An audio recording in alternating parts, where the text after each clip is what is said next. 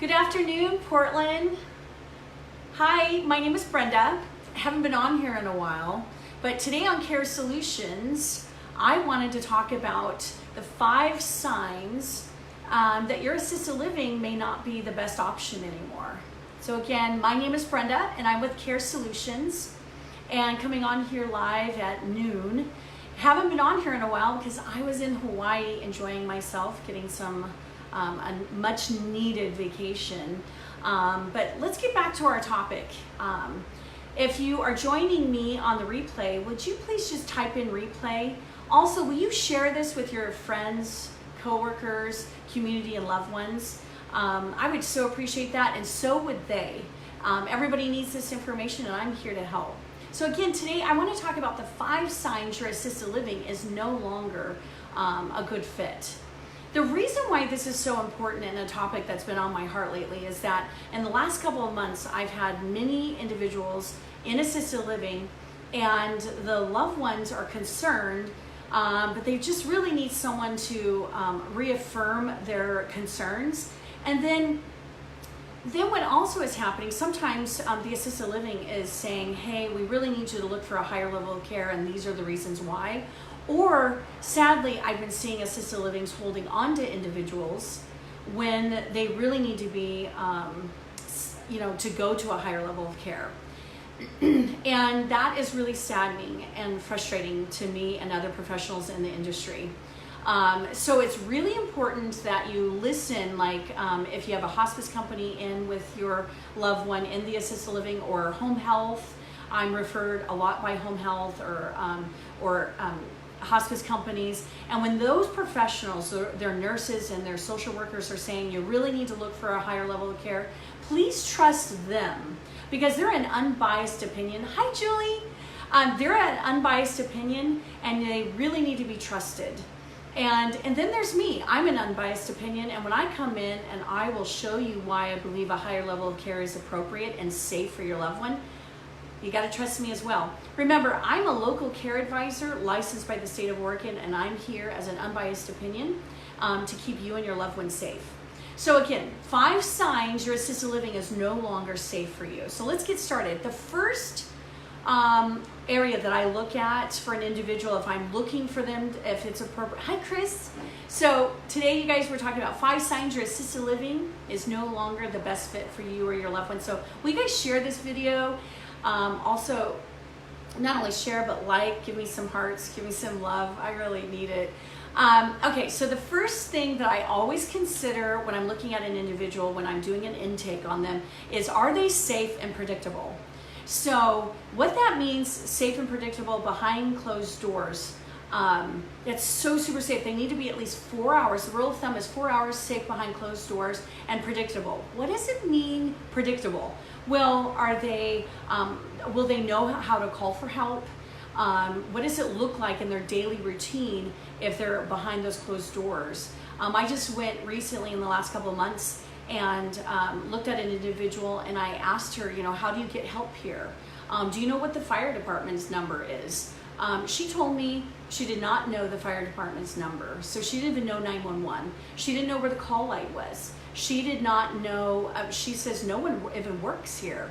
Those are signs and symptoms that she really needs more care.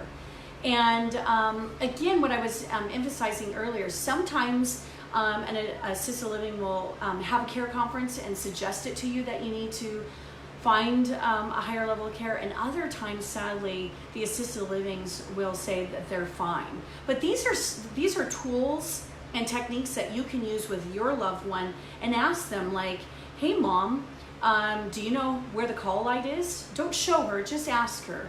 And once she says yes or no, then you can go ahead and show her. Or mom, do you know how to call for help? Do you know how to call 911? Do you know the fire department? You will be surprised.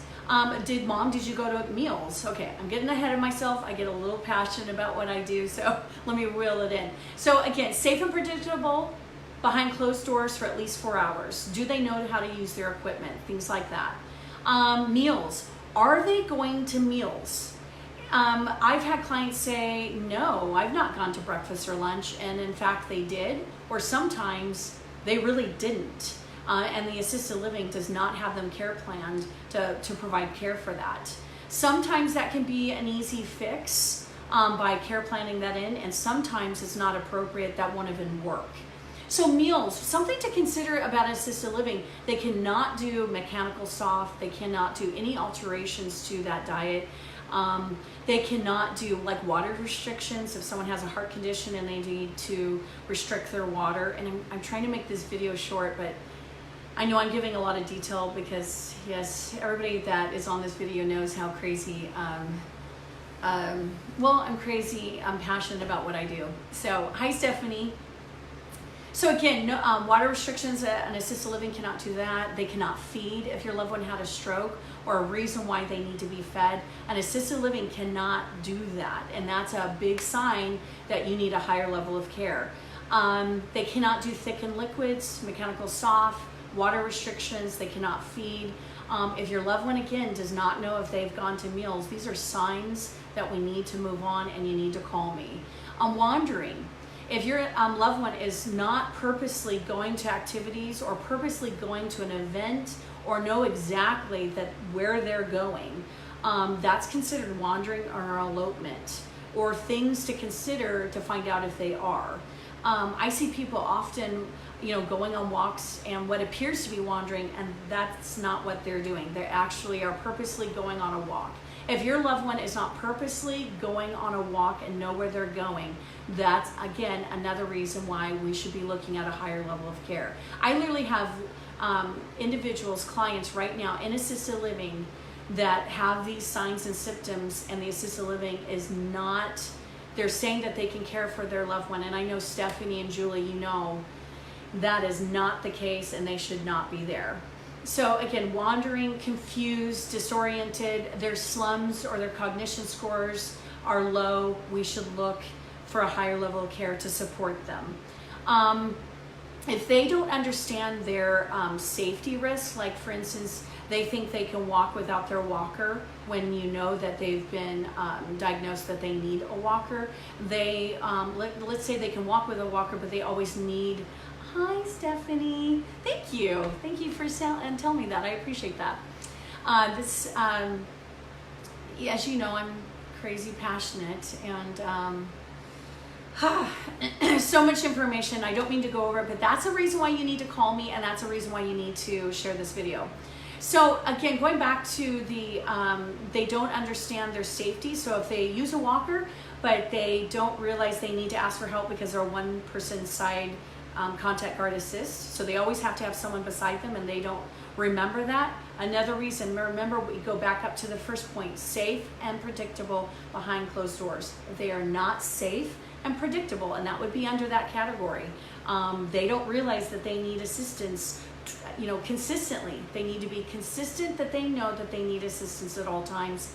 And if they're not that, again, we need to move on and get a higher level of care. Refusing care, that's another one. If they're refusing care, that is a sign they need more assistance, more comfort, more redirection, a different approach. Assisted living, these precious caregivers, they work so very hard. Do you know the average assisted living is one caregiver to 25 plus apartments? I just was visiting an assisted living recently, and on their disclosure, it says one caregiver to 44 apartments. So with that said, how can your loved one really reasonably get the care that they really need, as I'm describing? If they are incontinent, or if they need assistance to their meals, they always need someone beside them in their apartment.